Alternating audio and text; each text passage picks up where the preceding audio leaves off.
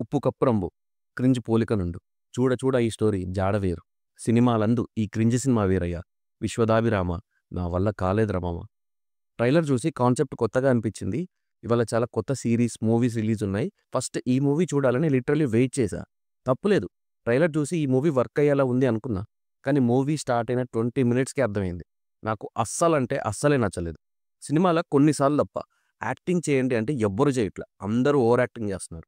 కొన్ని క్యారెక్టర్స్ ఉంటాయి మూవీలో, వాటి క్యారెక్టరేషన్ అయితే క్రింజ్ అల్ట్రా ప్రో మ్యాక్స్. ఇంకా డీటెయిల్ రివ్యూలోకి వెళ్ళే ముందు మన ఛానల్ని ఇంకా సబ్స్క్రైబ్ చేసుకోకపోతే ఇప్పుడే సబ్స్క్రైబ్ చేసుకోండి. ఈ స్టోరీ 1992లో జరుగుతున్న స్టోరీ. చిట్టి జయపురం అనే చిన్న విలేజ్లో అప్పుడు అక్కడున్న ఊరు పెద్ద మనిషి చనిపోతాడు. ఆ తర్వాత ఆ రెస్పాన్సిబిలిటీస్ ఆయన కూతురైన అపర్ణ మీద పడతాయి. నెక్స్ట్ అపర్ణ ఈ ఊరికి పెద్ద మనిషి. ఒకరోజు ఈ ఊరికి ఒక ప్రాబ్లం వస్తుంది. ఏంటి అంటే శ్మశానంలో ఓన్లీ 4 ప్లేసెస్ మాత్రమే ఖాళీగా ఉన్నాయి అని. ఇంకా దీని చుట్టూ మూవీ రన్ అవుతుంది. ఇక్కడ వరకు విన్నప్పుడు ట్రైలర్లో చూసినప్పుడు బాగానే ఉంది.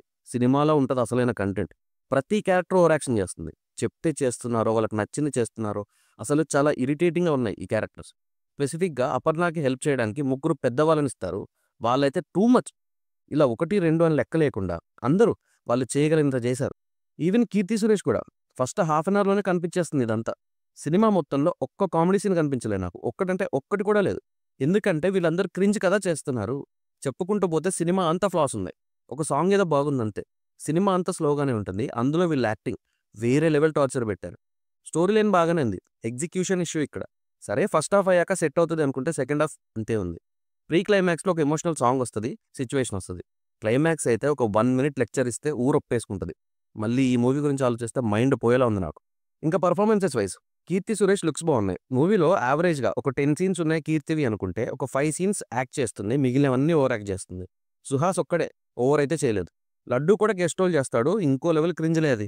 మ్యూజిక్ అయితే కొన్ని సౌండ్స్ చాలా ఇరిటేటింగ్గా ఉంటాయి. సిచ్యువేషనల్ సౌండ్స్ పెట్టారు. అసలు అవసరం ఏముంది మీ విజ్ఞాన ప్రదర్శనకి ఇక్కడ? రైటింగ్ బాగాలేదు, డైరెక్షన్ నచ్చలేదు. నాకు ఈ మూవీ ఏ యాంగిల్లో చూసినా నచ్చలేదు. ఇది నా పర్సనల్ ఒపీనియన్. మీరు చూడాలి అనుకుంటే ప్రైమ్లో స్ట్రీమ్ అవుతుంది. చూస్తే మీ వ్యూ ఏంటో నాకు కామెంట్ చేయండి. కుదిరితే సబ్స్క్రైబ్ చేసుకోండి.